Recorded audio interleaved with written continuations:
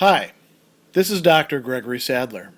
I'm a professor of philosophy and the president and founder of an educational consulting company called Reason.io, where we put philosophy into practice. I've studied and taught philosophy for over 20 years, and I find that many people run into difficulties reading classic philosophical texts. Sometimes it's the way things are said or how the text is structured. But the concepts themselves are not always that complicated, and that's where I come in. To help students and lifelong learners, I've been producing longer lecture videos and posting them to YouTube. Many viewers say they find them useful. What you're currently watching is part of a new series of shorter videos, each of them focused on one core concept from an important philosophical text. I hope you find it useful as well.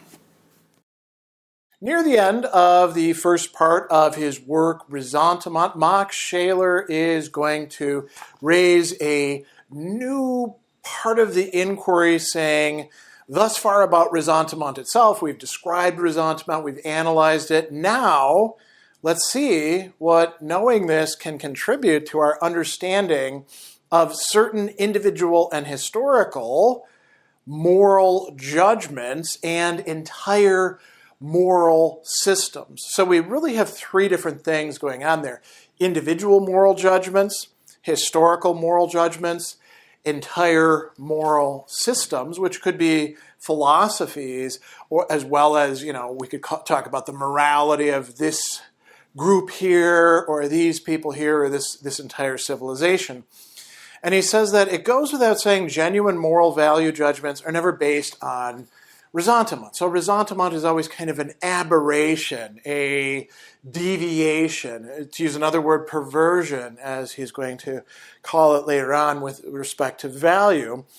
And he says that this criticism only applies to false judgments founded on value delusions and corresponding ways of living and acting. If you are suffering from a value delusion, something he talked about earlier in the section, then it's going to lead inevitably to modifying the way you make choices, the things that you choose to do, the way you orient your life. And so he said that Nietzsche, who he's, clearly engaging here in this book, is wrong in thinking that genuine morality springs from ressentiment. Where does genuine morality come from? Scheler is going to talk about this in terms of a frame of reference, which is an eternal hierarchy of values. And he says its rules of preference are fully as objective and clearly evident as mathematical truths. There does exist an ordre de cœur, an order of the heart, and a logique de cœur, a logic of the heart, in Pascal's words, which only the moral genius gradually uncovers in history, and it is eternal. Only its apprehension and acquisition is historical. This is Scheler's own moral theory, and it's actually coming from a work of his. It's articulated in many places, but you might want to check out this Formalism and Ethics and Non-Formal Ethics of Values if you want to know more about that. So anyway, Scheler is going to go on and tell us, what does ressentiment do? So ressentiment subverts this eternal order in human consciousness, falsifies its recognition, and deflects its actualization. And so ressentiment, again, is a kind of aberration from what it is that genuine morality is supposed to do. And he says, Nietzsche, by the way, is not entirely wrong. Nietzsche is saying the same thing when he speaks of a, quote, falsification of the value tablets by ressentiment. Now that can be found in the Genealogy of Morals, even more so in Thus Spoke Zarathustra and in other places as well. And he says, on the other hand, Nietzsche is a skeptic and relativist in ethics, but false tablets presuppose others that are true, or else there would be nothing but a struggle of value systems, none of which would be true or false. So he's going to put Nietzsche aside now for the moment, and he's going to tell us that ressentiment can account for developments in the history of moral judgments and small everyday events, but we need to introduce an additional psychological law, as he calls it. So what is this psychological law? We have a tendency to overcome any strong tension between desire and impotence. So let's pause on that. We've already looked at this quite a bit in previous discussions within this section. Ressentiment springs from this experience of wanting something. It could be envy over what other people have. It could be revenge. We want to retaliate. And we have a desire that cannot be, for whatever reason, fulfilled. That's the impotence part. So there's a tension there, right? How do we overcome that tension? He says there's a tendency to depreciate or deny the positive value of the desired object. And we even go so far as to extol another object which is somehow opposed to the first. And he brings up the legendary fable of the fox and the sour grapes. The fox is trying to reach the grapes because the fox desires the grapes, right? The fox views them as most likely sweet and tasty. The fox can't reach the grapes. What does the fox do? Does it say, I'd really like to have these grapes, but I can't. The grapes are still great. No, the fox says, I bet they're sour anyway. So he denies the desire, he denies the value in the object of desire. And he gives a few examples of this. We've tried in vain to gain a person's love and respect. We don't do it. We find in them negative qualities. When we can't obtain a thing, we comfort ourselves with the reassuring thought it's not worth nearly as much as we believed. And he says, at first, there's only the verbalized assertion that something, a commodity, a human, a situation, does not have the value which seemed to make us desire it. So the man whose friendship we sought is not really honest or brave or intelligent. The grapes are not really savory. This is not yet, he says, a falsification of values, only a new opinion about the true qualities of the desired object. The values as such, intelligence, courage, honesty, the sweetness of the grapes, are acknowledged as before. The fox does not say that sweetness is bad, but the grapes are sour. The grapes don't have that positive quality of sweetness. And so he says, at first, these statements are only supposed to deceive the spectators, whose mockery we fear. But later, their contents modify our own judgment. He says there's also a deeper motive, even in the simplest cases.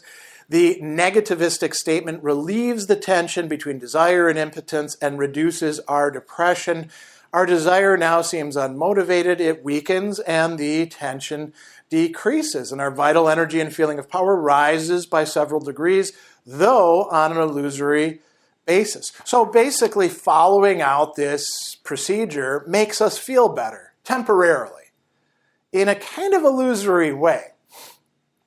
That's not yet ressentiment, but now we can start charting out a development of how ressentiment takes place with this. So he says, this law gains new significance for the ressentiment attitude. To its very core, the mind of ressentiment man is filled with envy, the impulse to detract, malice, and secret vindictiveness. These affects, Scheler says, have become fixed attitudes, detached from all determinate objects. Independently of his will, this man's attention will be instinctively drawn by all events which can set these affects into motion. So we have the first sort of modification that's taking place here. He says that this ressentiment attitude plays a role in the formation of perceptions, expectations, and memories. It's guiding our selection, so to speak. And he uses this term, it automatically selects those aspects of experience that justify the factual application of this pattern of feeling. So he's got some really interesting insights here. He says that the person of ressentiment is going to encounter, like all the rest of us in the world, phenomena such as joy, splendor, power, happiness, fortune, and strength. Positive qualities that reflect certain values, right? Not all of which are the highest values, but they certainly are values. It's a value to be strong. It's a value to feel a sense of power. It's a value to have joy, right? And so they're going to encounter this, but they don't like that encounter. It says they want to avert their eyes. They're tormented by the craving to possess them. They want those because those are good things. But they also can't possess them. He knows his desire is vain. So the first result, Scheler says, is a falsification of world view. So this global sense in which we take in the world. It changes the way we see the world. We perceive it. We remember it. And he says, the world has a peculiar structure of emotional stress. The more the impulse to turn away from those positive values prevails, the more he turns to the negative opposites on which he concentrates increasingly. And we can, think about this kind of person. Perhaps we're this way sometimes. He has an urge to scold, to depreciate, to belittle whatever he can. He slanders life in the world to justify his inner pattern of value experience. So that's the first stage. And then we get the second stage. Scheler says this instinctive falsification of the worldview is of limited effectiveness. It doesn't really work. You can try it out. It works for a little while. And then it's going to break down. Why? Well, because they keep on encountering happiness, power, beauty, wit, goodness, and other phenomena of positive life. And you can shake your fist and try to explain them away, but they're still there. Averting your eyes is sometimes impossible and in the long run ineffective, he says. So what do you do then? Well, there's an impulse of hatred against these phenomena of positive life, and this goes beyond just those phenomena. It also goes against the bearers of those values, those who enact those who enjoy those. And so, you start seeing others as an enemy in that respect. And he says that this hostility is not caused by the enemy's actions and behaviors, so it's deeper and more irreconcilable. It's actually against the other person's very essence and being. Who they are is bad. You hate them for that. So that's different than merely seeing positive qualities that you can't enjoy and turning away from them. Now you actually hate the person who has those. Here's a great line. This person's mere appearance becomes a silent, unadmitted reproach. You feel bad because they're actually getting the things that you wish for yourself, and you hate them for that. So he goes on and he says, even this apparently unfounded hatred is not the most characteristic achievement of ressentiment, because here it's still directed against particular persons, or as in class hatred against particular groups. Its effect is much more profound when it goes beyond determinate hostilities, when it does not lead to a falsification of the worldview, but now we're going to a third level.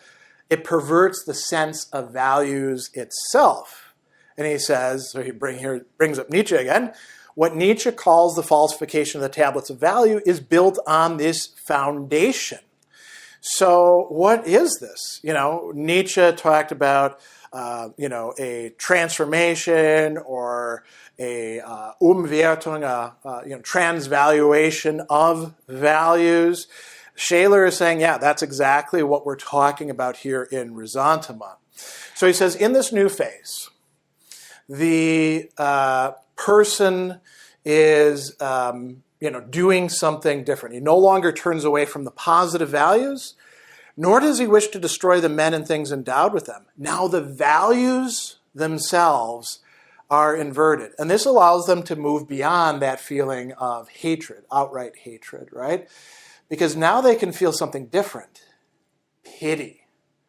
Pity for how badly off these people are who think that these things are actually positive and really matter. If only they had the right viewpoint, they would see that the things that they care about are empty, vain, not really positive. So he gives some examples of this. He says, the man of Ressentiment cannot justify or even understand his own existence and sense of life in terms of positive values, such as power, health, beauty, freedom, and independence. Instead, he turns to the opposites. Weakness, fear, anxiety, and a slavish disposition prevent him from obtaining them. So he comes to feel all this is vain anyway, and that salvation lies in the opposite phenomena: poverty, suffering, illness, and death. And so he brings up Nietzsche again. He says, Nietzsche's actually right. The sublime revenge of Ressentiment played a role in the history of value systems. It's sublime for the impulses of revenge against those who are strong, healthy, rich, or handsome now disappear entirely. They've been sublimated, right? Ressentiment brought deliverance from the inner torment of these affects. Once the sense of values is shifted and new judgments are spread, the person of Ressentiment doesn't have to be enviable, hateful, and worthy of, view others as enviable, hateful, and worthy of revenge. They are unfortunate and to be pitied, for they're beset with evils.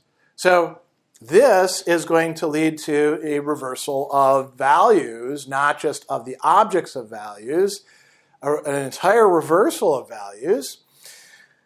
And this comes to dominate, he's going to use two different terms here, accepted morality, and it becomes invested with the power of the ruling ethos. And what that allows it to do is to be transmitted by tradition, suggestion, and education to everybody else, to the, Nietzschean powerful. This is how, according to Scheler, they wind up with bad conscience. They accept what it is that the people of Ressentiment are pushing onto them. And they're like, yeah, I guess I am. I have these impulses to be strong and dominate, and I'm a bad person because of that. I guess they're right about me, right? They're struck with a bad conscience and secretly condemn themselves, he says. On the other hand, the person of Ressentiment gets to feel good and pure and human, at least in the conscious layers of his mind. Now, this gets us to another really interesting point. A lot of this is not totally conscious. Much of this process is happening below the threshold of consciousness, and once Ressentiment sinks in and gets to this level, it is going to be largely unconscious. So he goes on and he says, what we call falsification of the value tablets, reinterpretation or transvaluation, should not be mistaken for conscious lying. Conscious lying, you actually know you're telling a lie.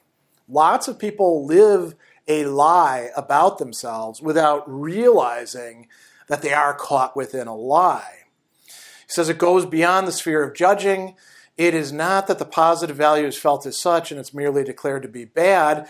Beyond all conscious lying and falsifying, there is what Scheler calls a deeper organic mendacity. Now, mendacity is a word for the tendency to lie, to deceive, to falsify. But this is one, by being organic, it becomes part of one's very being, right? So he says, here the falsification is not formed in consciousness, but at the same stage of the mental process as the impressions and value feelings themselves. On the road of experience into consciousness, it affects how you take things in.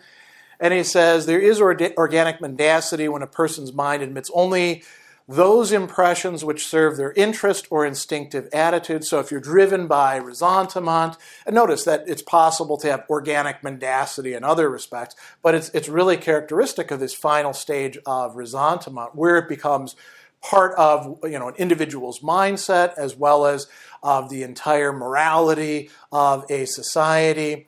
So it's something that becomes, you could say, to use an Aristotelian phrase, second nature. He who is mendacious, he says, has no need to lie. It becomes an automatic process, And conscious falsification becomes unnecessary in this process of forming recollections, impressions, and feelings. So he says the apprehension of values follows this pattern to the point of their complete reversal. So going back to this, the frame of reference is shifted around. We can talk about this as a transvaluation of values, but it's not a completely effective one. It can't erase the original eternal hierarchy of values. And so he says the value judgment winds up being based on this original falsification. It feels itself entirely true, genuine, and honest, for the value it affirms is really felt to be positive, but it isn't. And so this is where he ends the first section of this work, Ressentiment, now having explained how this process works and develops and what its relation is to the, as he calls it, eternal hierarchy of values.